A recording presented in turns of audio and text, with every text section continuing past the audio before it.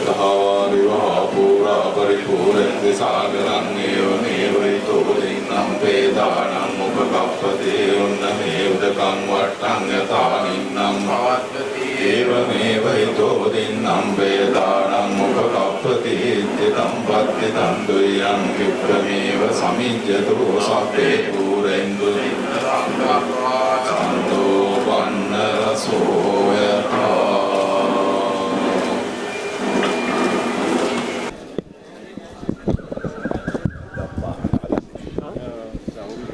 අවුරුදු 16ක් නේ දැන් මේ යුද ජයග්‍රහණයට කොහොමද ඔබතුමාට? බොහොම සන්තෝෂයි මේ පන්සල් ආවෙත් ඒකින්ද. ජනතාව නම් මේ අද මේ වගේ නිදහසක් භුක්ති විඳින්නේ ඒ තිබ්බ යුද්ධය අවසන් කරපු හින්දා ඔබතුමා.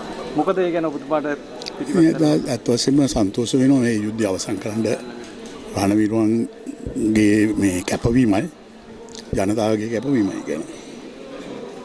ඔබතුමාත් ඒ දවස්වල ගොඩාක් කැපකිරීම කරා, ජනතාවත් ගොඩාක් කැපකිරීම කරා. ඔව්. ඒකේ ප්‍රතිඵල අද දකින්නට ලැබෙනවද කොහොමද? බොහොම පැහැදිලිව දකින්න ලැබෙනවනේ. මොකද අද ජාතීන් අතර මිත්‍රත්වය ගොඩ නැගෙනවා. වමාරු වෙනවා. අපේ අයට නාගදීප යන්න හැකි. එදා යන්න බැරුව හිටිය කාලේ යුගයක් තිබුණා. ඉතින් මම හිතනවා මේ හැම දෙයකින්ම දැන් සම්බන්ධතාවය වැඩි වෙමින්. ඒකයි ජනතාව රටට ඕන වෙන්නේ ඒකනේ. ශ්‍රී ලංකා ජාතියක් වශයෙන් ගොඩ නැගෙනවා. ජනතාවට මොකද්ද කියන්න තියෙන්නේ? 30 අවුරුදු යුද්ධේ නිමා කරපු ජනාධිපතිවරයා විදියට. ජනතාවට කියන්න ඕනේ මේ යුද්ධය නැති අවස්ථාවේදී ගොඩ නැගෙන්න කියලා.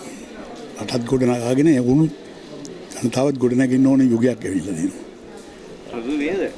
අතටයි නේද? අතට. අවුරුදු 16ක් කරා. ඔව්. හරි.